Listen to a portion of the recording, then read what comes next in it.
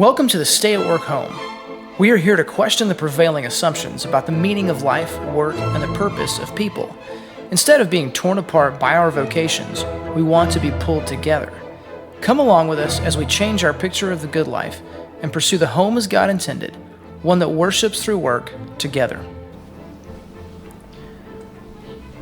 Ladies and gentlemen, welcome to the Stay at Work Home. I'm Keith. And I'm Becky. And we want to go on vacation, but we didn't make that much money this year. No, not a whole lot. It's been a little bit of a low year, figuring out this whole doing things without working for somebody else's wealth and trying to do it on our own. And we've spent a lot of money on these enterprises. Yeah. Like if we actually just counted all the money we took in, it would not have been a low year. No. But if we count all the money that we put back out, then it's right. a low year, right? We're still in this process of creating the passive income machines, building another cabin and establishing our coffee roasting business and things like that. So there are things that are still requiring those hard-earned dollars to go right back into it. So ad spend at heartlandbuckies.com. Mm-hmm. All kinds of things. Yeah. So how did I start that? Did I say we want to go on vacation? We do. We do want to go on vacation. Okay. Well, guess what? We're going to go on vacation. We're going to go on vacation. Yay. Woo. How in the world, having not made any money, are we going to go on vacation, Becky? Well, we have, back earlier this year when I think when Keith first left his day-night job, his job. Kind of funny. I don't know that I was fully convinced that this was going to be a long-term solution for him to stay away from a full-time job. And so initially we were still running our businessy kind of things out of our personal accounts and such.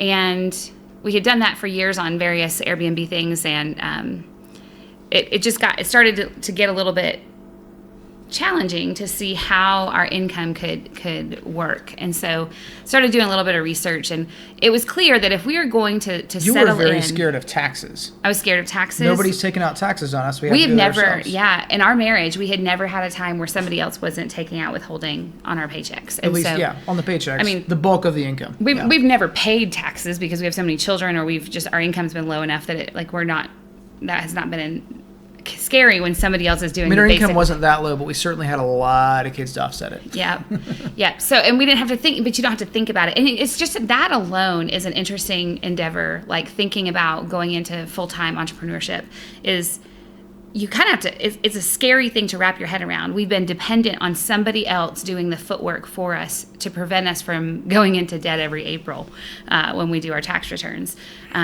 So instead, we go into debt slowly, paying that money through our employer, and then they give it back to us, having made some interest on our payments. I don't think that's going into debt. I think that's saving. Whatever. On our end, it's opportunity cost. We are giving the government, and this. I mean, this is a little conspiracy. Interest-free loan. This is a little conspiracy theorist of us, or for me to say, but my dad, being an entrepreneur, always had this mindset that, we're paying ahead to the government something that there's no guarantee that we're going to actually owe them in the end, at the end of the year, even with their stipulations on what these taxes are for. And I'm not going to fight that taxes are a worthy thing in ways.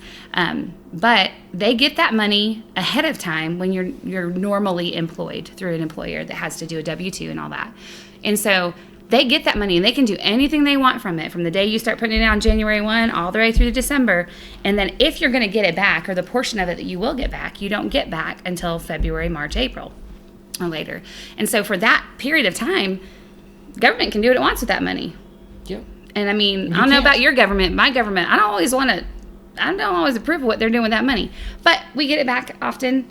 But that opportunity cost is lost. Right? And so even thinking through that, thinking about how our money comes and goes in and out of our own hands, we are going to pay taxes, but it's just a matter of when are we going to pay those taxes.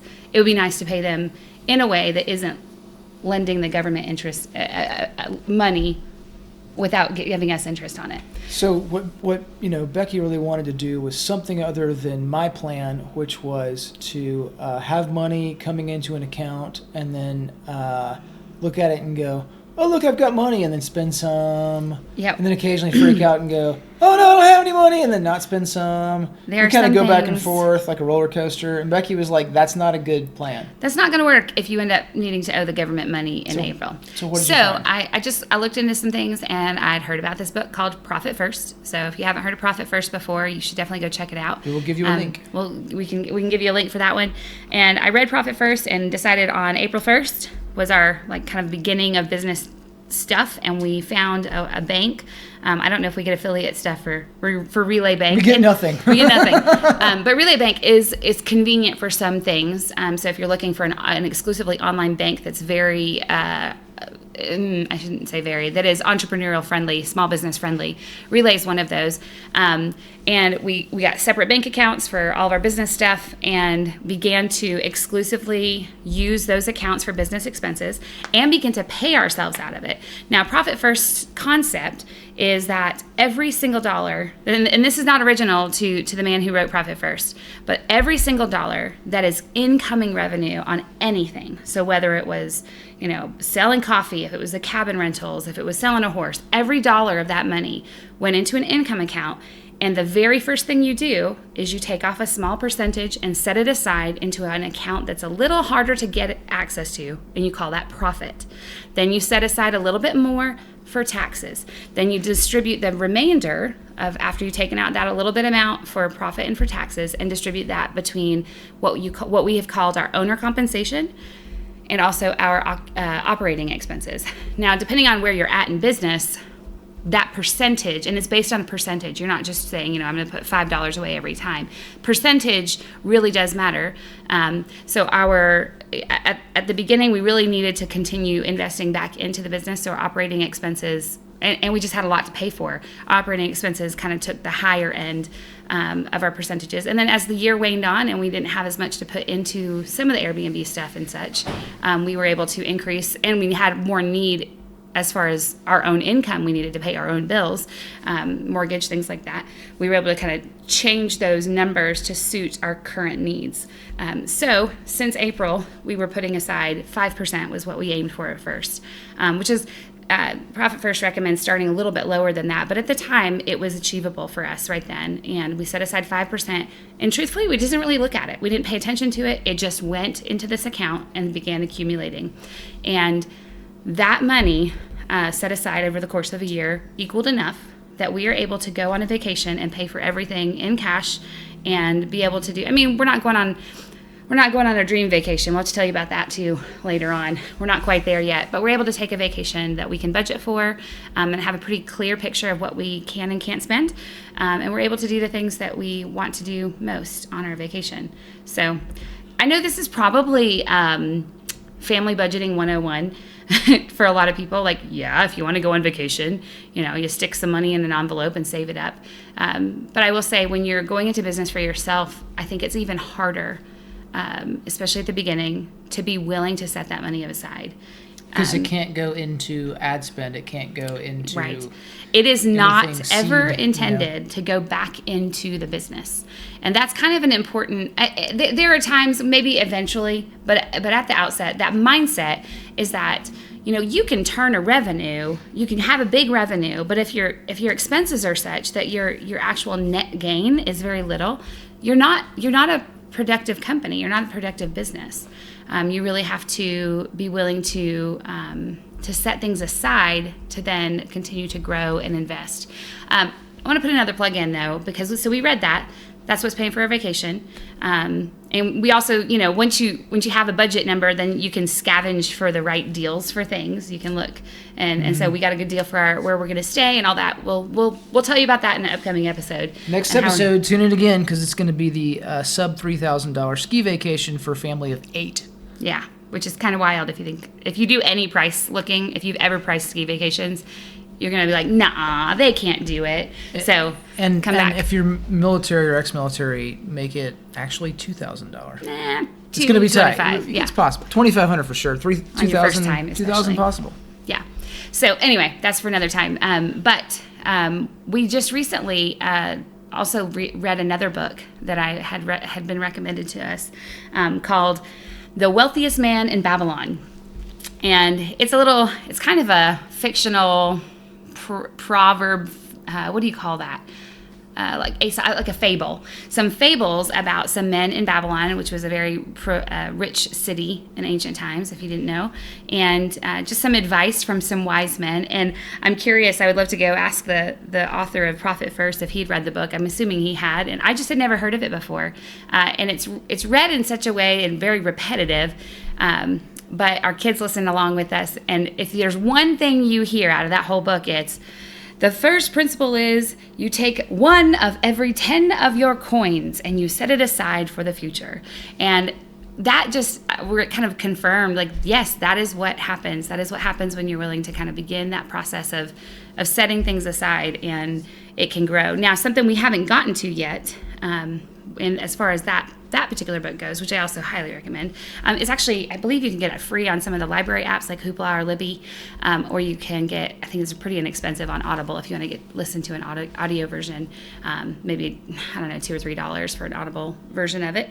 And one of the things that it recommends, now it sounds a little rough because it's older language. The book was written in the 1920s, so that also, this idea of some of what this man says is investing and borrowing money isn't always a bad thing. Some of these concepts come up, and our modern day people who tend to be budget friendly and budget conscious, they often will poo-poo some of the ideas that have been working for a really long time. So I would really recommend giving it a listen. You can email us or something and give us your negative opinions if you'd like, and we'll dialogue. Promptly ignore them. No, we won't. Oh, no. No, they make really. Actually, you post on their Instagram. A podcast. Sure, an episode, a Q&A, whatever. But one of the things that it talks about in some antiquated language is taking that 1 of 10, right? So your 10%, which we're not really at yet. We were not at 10% this year, what we were willing to put in our profit. We did take over 10% for taxes. So we actually have a little bit of wiggle room some out of that, yeah. Because can get that back. we don't owe that this year because our year wasn't that great revenue wise or net income wise. But that one of the things that this author discusses is that you turn that profit 10%. You make it your slave, and you make its children your slaves, and you make its children's children your slave. You make that money work for you. And so in the future, and that kind of shifts the profit first concept a little bit for us too, because if that profit's set aside, not to be utilized for any of your expenses, that profit also can become the point at which you can begin investing in other things that will make that money not just sit there and wait for your vacations, but while it waits on your vacations to grow. So that I'm looking forward to kind of shifting our mindset even with that a little bit and beginning to see how can you make your money make you money. That's not contra Dave Ramsey. Like nothing you said then was just contra Dave Ramsey. Because why are you throwing names? because I'm gonna trash him. Oh no! A little bit. It's okay. He's good at being trashed. He likes it. He trashes everybody else. So, no. If you are just socking away money for vacation, like that doesn't offend him. If you're putting it into a mutual fund that is supposed to have, is essentially going to have a sort of compounding interest, or not, he wouldn't say mutual fund, whatever kind of investment. Those kind of modern, like super passive, just stick it somewhere kinds of investments that have tax benefits, you generally don't have access to them. They're completely out of your touch until you're retired. So you can't make them your slaves. Right. You're actually lending them to somebody else who makes them their slaves, and you don't get as much for the slave rental. Okay. Right. So you want to keep those, which we're going to have another podcast about this. It'll be a little while. But. It's going to be a little while, but we're going to talk about it. Where there is a way to do this, where you actually get the tax benefits, you have access to the money, and you make as much as if you put it in a higher yield investment vehicle, but you've got access to it so that you become your own bank. But essentially, you're getting on both sides of the financial industry as opposed to just being on one side of it. One of the things I think we have shifted our whole mindset on, and maybe it's my shifting because you've been this way for a long time. We're not just saving for retirement. No, that was part of it. Like I wanted to work in there. I didn't say that. Yeah. We're not just saving for retirement. Right. We actually want to continue to use that and actively manage our money and put it to work now. Right. Put it to work now and use it now. Yeah. Two things. First of all, and actually I'll go with what you just brought up. The okay, so since we're bad-mouthing certain people that are very popular in a lot of circles, one of the things is that you live with this mindset of, I'm going to be cheap. And we talk about being cheap. We are cheap. We tend to not spend money if we don't have to. We prefer to go for on most things. We don't care about the name brand. We don't have a clothing budget per se, because we are very happy with hand-me-downs and with the same clothes for a really long time. And for some reason, people just give us clothes all the time. They do. Probably because we look like hobos. They give you clothes all the time, too, because people that are into clothes eventually have to get rid of them. Right. Sooner than later. And they always want new So they're always ones. giving them away. Yeah, so those of us who don't care about new things, the only way we get them is when other people get tired of their old new things, and we get their new things as our new things, and they're old. That was confusing. We don't even ask for them, but they just happen to us. So there are ways in which we're cheap. So I don't want to say hey, just spend all you got right now and live your best life right this moment. But I will say there's a mindset that I feel like I am still really heavily pushing against, that I maybe grew up with, or maybe just a cultural mindset. This is a scarcity mindset. There's never quite enough to go around. So I can't buy those nice pair of shoes for the kids because, I don't have enough for later, or I can't get them for everybody or whatever. Like the scarcity I can't go on the vacation. I can't go on the vacation. Like right now, really, as we're planning for our vacation, you could listen in and hear, oh, they're going on a ski vacation. Must have been a really good year. It was a good year learning, but it wasn't actually that great of a year income-wise. And we're actually still struggling and wading through the muck of figuring out how to live on our own work. We've been investing way more than we've been. Yes. We've been seeding way more than we've been reaping. Sowing, that's the word. Sowing more than reaping. Sowing more than reaping right now.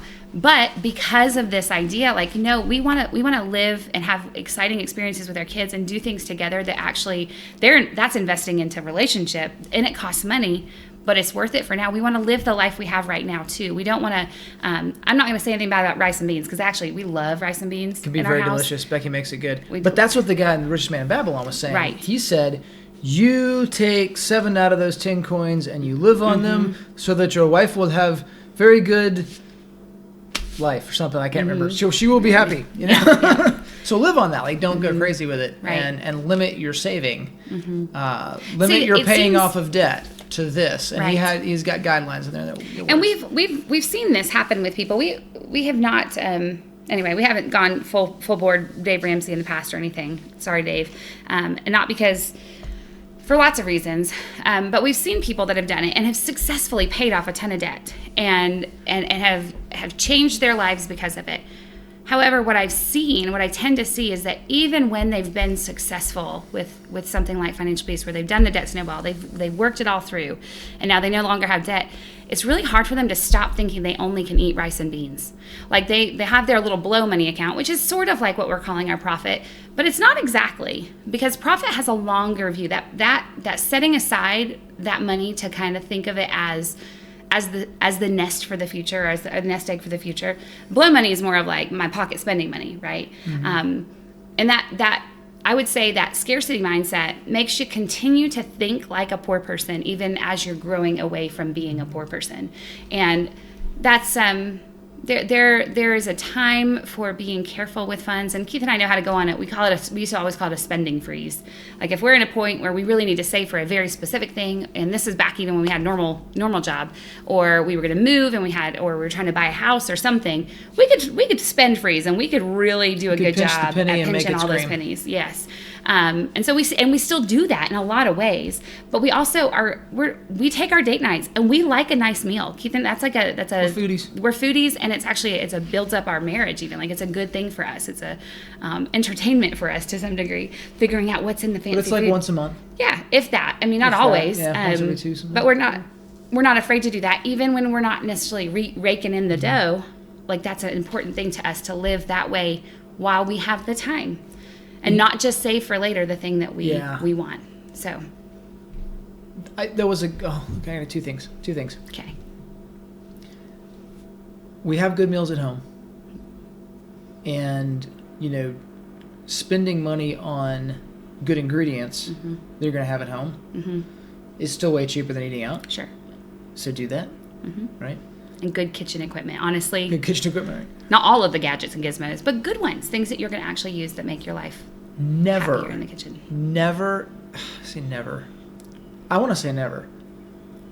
Like, I know Annika loves her job at Chick-fil-A, but like, never go to Chick-fil-A. Never go to McDonald's. Never go to maybe Taco Bell, because it's actually, you can do really very, very cheap there. Just go to Sam's Club. do go to the Sam's Club cafe, because it's dirt cheap. You can feed a family of 8 for less than $15, and that's nuts. It's crazy. It's not great, but it's as good as any of this other stuff. So eat that because it's dirt cheap, and then go to like the really good upscale local, not a chain, foodie restaurant that that just makes awesome food. Like, do and those build two your things. local economy actually as well. like do those two things. Like, don't go in the middle, because then it's just you're paying. I mean, our family at even McDonald's these days is going to be $60, $70 I mean, if we actually let everybody get a meal. drink. we usually make them split stuff. If we let everybody get something, it would be insane. Yeah. Now, that would probably be waste as well. But okay, so the second thing is that there was a man, I don't remember where it was, I met him, I've probably said this in the podcast before, but he said, save for tomorrow, but spend for today. And that sounds like blow money versus profit, but the profit you can do whatever you want with, but you can put it towards bigger, more special things, you know, something you've thought through. It's not just. And I guess money. the concept. So this is a little bit of our big idea, right? Is that consumerism is this disease to a degree where the brands and the addiction to having the latest iPhone and having, you know, following the ads to the Chick-fil-A or whatever the thing of the day is, when you're really kind of consistently, those things are in front of your eyes all the time, you tend to want them, even though they're not the things that make the good life. No. Not for most people. I mean, there might be someone who that is the good life for them, and that maybe your idea of a top-notch date is Chick-fil-A just because of who you are. And that there's nothing wrong with that per se, but make it worth it to you, You right? should change yourself. Huh? Whatever. Make it worth it to you. Figure out what matters, and what you value, and then weigh that. Is that a worthy thing to value, or do I need to kind of mindset shift here on what's important to me? What is building people up? Will build me up, build my family up. Do less garbage, do more good. Okay, Keith's trying to like come up with like a set of his own quotable principles, but that sounds like a good one. Anyway, do less garbage, do more good. But don't always be looking at the things. There's actually Instagram and Facebook are really good at trying to drop. I mean, we to some degree capitalize on this a little bit, but drop these brands in front of your eyes without you even realizing. Unless it's heartlandbunkies.com, in which case you should go there. You should buy a bunkie because you need it and it will make you happy. Yeah, but the idea, like they want you to see these things that would never even come across your vernacular otherwise, unless you're sucked into the marketing machine that is the internet and TV. And if you can keep yourself removed from that, at least a lot of the time, and see it for what it is, you know, it's not bad that something is dropped in front of your eyes that actually will make a difference in your life and be a good value. I bought things on the internet because I saw them on Instagram. I'm trying to think of a good example off the top of my head. Profit First book? That was through a podcast, I think, that I listened to, and somebody's personal recommendation. I don't know. QuickBooks. Ugh. Anyway, don't even get me started. Use a spreadsheet when you're getting Google started. Sheets is Google awesome. Sheets is doing our magic right now. But anyway, so just don't always be looking at the things that are going to make you want to spend money on the things you don't really want anyway. It's like if you're dieting or even just trying to lose weight or something, you think about where your calories go. And sometimes the thing that like looks like, I think I saw it said the stale tortilla chips in the closet really call your name when you're hungry and you get home late and you just need something and they're quick and there. But then you eat them and you're like, you've wasted half the calories you had left for the day that you had allocated to yourself on something that didn't even taste good. Yeah. Like now you've got the intake, but it wasn't worth it. Like make it worth it. Don't go buy your sugar laden coffees at the Green Mermaid when, you know, it's not that good. Like it is not that good a coffee. I mean, we would throw down on this actually. If you guys want to push back on that, you should go get some Panthers Rest coffee. You should, or find your own local roastery because there is nothing that compares to freshly roasted coffee. And I hate the fact that we have become. It needs to be sub 30 days from roast. And if you can't afford to buy it, start roasting it yourself. There you go. Find some green beans and roast it yourself. So anyway, so this is how we have saved up for our current vacation. And you'll probably hear more about it in the podcast in the future, because we really want to train our kids in this too, that we can kind of control what happens to our own money. And I think the sooner we learn that and move away from the scarcity mindset into a building wealth personally and for our people that are important in our companies, our extended families, for generations, for churches, for communities. Like, there are things that we can do and choices we can be making in our own little private matters that actually benefit those things down the road, rather than just doing a lot of wasting time, wasting money, wasting wealth, giving it to somebody else. All right. Is that all? That's all. There's my ranting. That was Becky's 10-minute podcast. It's okay. Keith I didn't does lots take of too them. much of it. Oh shoot! It wasn't that. It's okay. That's a No, lot it's more not than that 10 long. minutes. That's 2. It was only like 16 minutes or so. All right. Okay. We'll see you guys later. Cheers. This episode of the Stay at Work Home is brought to you by HeartlandBunkies.com. Come check out our full line of small cabin kits that can be easily assembled by a few friends or family in just a weekend for extra space for meaningful connection, or extra income, or a home office, a homeschool room, or whatever.